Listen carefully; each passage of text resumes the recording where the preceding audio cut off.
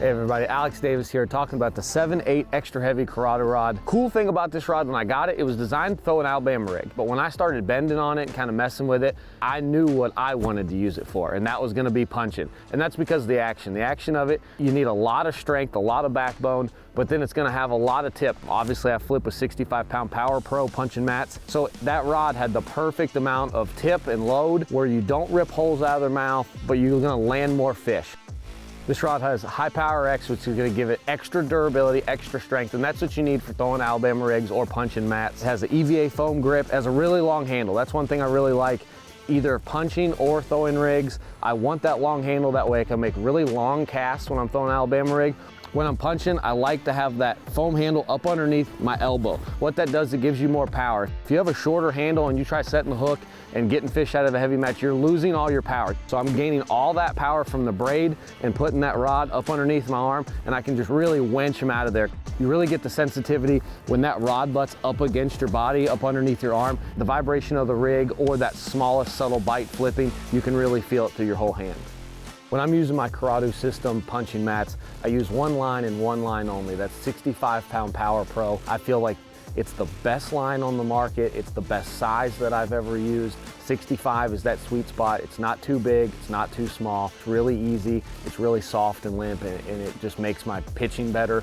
One thing the Curado 70 has, it has the MGL II Spool, really smooth. When I'm picking it out of the match, reeling back in, it just helps me get it in quicker. On the A-rig setup, I use a Curado 200, and I use that in a 6:2 gear ratio. I like that. I can keep that rig down there, keep it in contact with the grass, because you're always trying to keep it near rocks, near grass. Sometimes if you're throwing it near wood, you want to keep it down there just ticking wood, ticking stumps. So that's where I go with the 200 and the 6:2 gear ratio.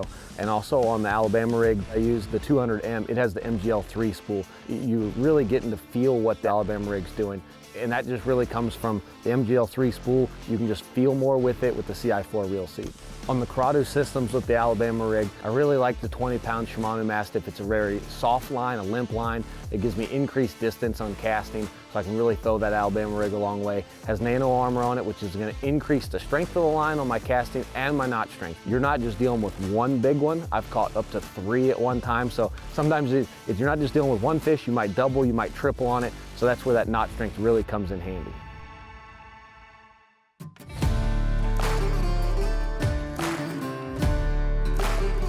Another thing I really like on this Curado system is the guides. They're tangle-free, Fuji-K, Faz-Lite guides. They're braid-proof, extremely durable. They're gonna be able to withstand the torture that the braid puts the rod through and what Alabama rigs do. When punching mats, there's 3 critical things: hook, line, and sinker. I want as light as weight as I can get away with, but a lot of times when you're flipping these heavy mats like that, I'm starting with 1.5 ounces. Although they're hollow underneath, they're really thick on top, and you have to be able to punch through it. So that's why I like the 1.5 ounce. Hook, I like a small hook. I've found best of a 3/0 hook.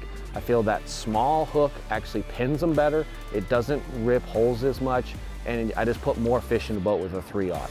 I use a straight shank hook. I feel like I get the best hook penetration, and I also have a snell knot on that. That's probably the most important thing. That snell knot actually kicks the hook up and usually pins them right in the top. So I like a crawl style bait that has a little bit of action on his legs, and then I like a beaver style bait that has no action. Colors, I keep it simple. Black and blue and some form of green pumpkin. They're gonna bite one or the other. 99% of the time for me, they're gonna bite black and blue just because that's what I like to flip with and I have a lot of confidence in it. When I flip a mat, when I pull up and I put the trolling motor down, I kind of look at it and I want to look for an irregularity. That's what I'm looking for, a little point or a pocket. If it's a straight line of a mat, I'm probably not going to fish it just because fish don't like straight stuff. They like some little point or indentation just because that's an ambush point for fish. I want to make sure I put my bait in front of the most amount of fish, which is usually fishing something that's different along a grass line or in a mat. I like to kind of land softly, and if it doesn't penetrate, I'll just pop my rod. Usually if you just pop your rod up 1 or 2 times, the sinker will kind of work for you, and it'll penetrate the mat. So although it's thick and you wouldn't think it, you still need to be silent. The awesome thing about braid, there is no stretch. All you have to do is just lean into them. So when I feel a bite, I pretty much reel the rod tip down and just use my body weight and my power just to pull onto them and just kind of lean back and start winching. When I hook the fish and I get them out of the mat, I don't like to play with them. This rod and reel it's not playing around. It means business, and I'm just gonna flip them in the boat. I wouldn't try to flip a 10, but to me, anything under about 8 pounds is fair game. That's why that rod is so durable, so strong. 65-pound braid PowerPro, it's not gonna break. That reel can handle it. Just flip them on in the boat, get all the grass off, and take some pictures.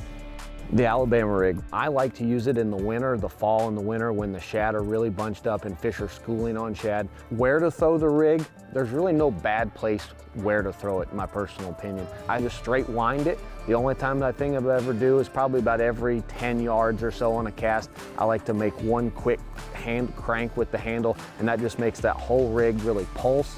And it kind of just looks like a fleeing bait fish, fleeing shad, and it triggers them, because a lot of times, especially with forward-facing sonar now, we can actually track the fish and how they're tracking the rig, and they'll just follow it at the same speed the rig's going, and you kind of have to do something. It's cat or mouse. I like to keep it about 3 to 4 foot off the bottom. Those fish are gonna shoot up after it. If you're getting followers, just hit that handle one good time, and that usually will trigger them to make them bite.